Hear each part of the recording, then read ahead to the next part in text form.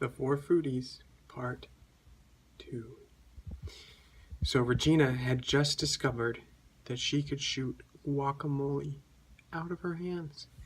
It had been a sudden discovery as she saved her friends from a car that was coming. Bob, Stuart, and Gretchen had guacamole all over their feet, and it was extra thick. And it had stopped them in their tracks, which had saved them from being hit by the car. But they were able to eventually lift their feet out and slowly get out of the guacamole. It was thick and it was heavy, but with a lot of effort, you could get out of it. "What on earth just happened?" said Bob. Did that come out of you?" "Yeah," said Regina. I don't know. I wanted to save you guys and I stuck out my hands and guacamole came shooting out." "Unbelievable," said Stuart. "I wonder if it has something to do with what Dr. Gluten did." "I don't know," said Regina, "but I feel really strange." "I feel really strange too," said Bob. "Maybe we should all go to somebody's house and just relax and watch a movie or something." "Okay," said Regina, "let's go to my house." So they went to Regina's house, where she had a big projector and a screen that she could pull down and some nice speakers, and they decided that they were going to watch a movie. So they put on Cars 2 and started watching. "I'm hungry," said Gretchen after a while. "What snacks do you have?" "I don't really have any snacks," said Regina. "I haven't been to the store in a while." "Wait a second," said Stuart. "Do you have any guacamole?" And he started laughing. "Hey," Regina said, "don't make fun of me. I still don't know what that was." "Wait, but seriously," said Bob, "could you make some guacamole? I'm pretty hungry." I don't know how I even did that," said Gretchen. "And besides, would you really want to eat it if it came out of my hands?" "Well, I tasted it," said Bob, "and it tasted pretty good." Said Regina. "I don't know. I'll go see if I have anything. Let me go look in the kitchen." So she got up and left them while they were watching the movie.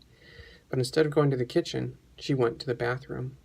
She closed the door and locked it, and she turned on the fan so that no one could hear her.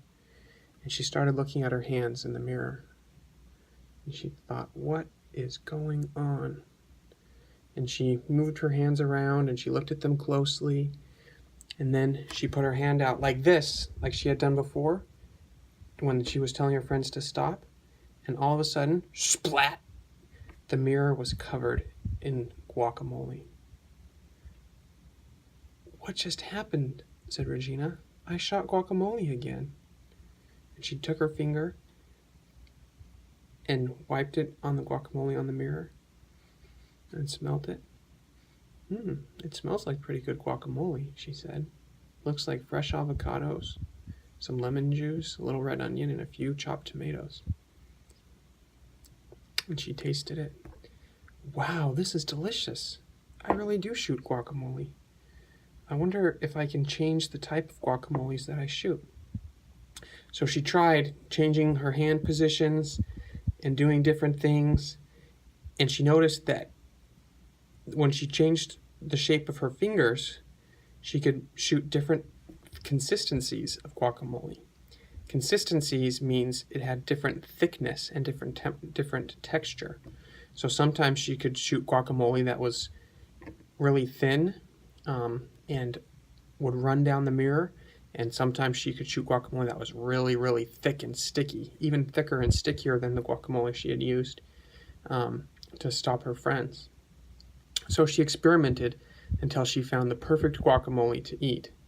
She went into the kitchen, grabbed a bowl, and she used the "I love you" symbol and put her hand up and shot some into the bowl. That was the symbol she needed to make the perfect eating guacamole. And she brought it into the living room. "Wow," said her friends. "Is that guacamole?" "Yeah, I just had some in my fridge," said Regina. "Are you sure?" said Bob. "Did you just make it?" out of your hands. Well, yeah, I did, okay, guys, she said. I don't know what's up, but I can shoot guacamole out of my hands. I can shoot different consistencies depending on how I arrange my fingers. And I've discovered that this was a really good consistency to eat. Let me try it, said Bob. He stuck in his finger and took a bite. That's delicious. Now all we need is some chips or something to go with it. Yeah, too bad we don't have any, said Stuart. And Bob said, yeah, I really wish we did. And he put his hand up against his head to think. He was thinking about where he could get tortillas. And then Gretchen said, hey, we could go to the store. But she said it so suddenly that it startled Bob, and his hand jerked forward. And when his hand jerked forward, a tortilla chip flew out of his hand. And that's the end of our story for tonight.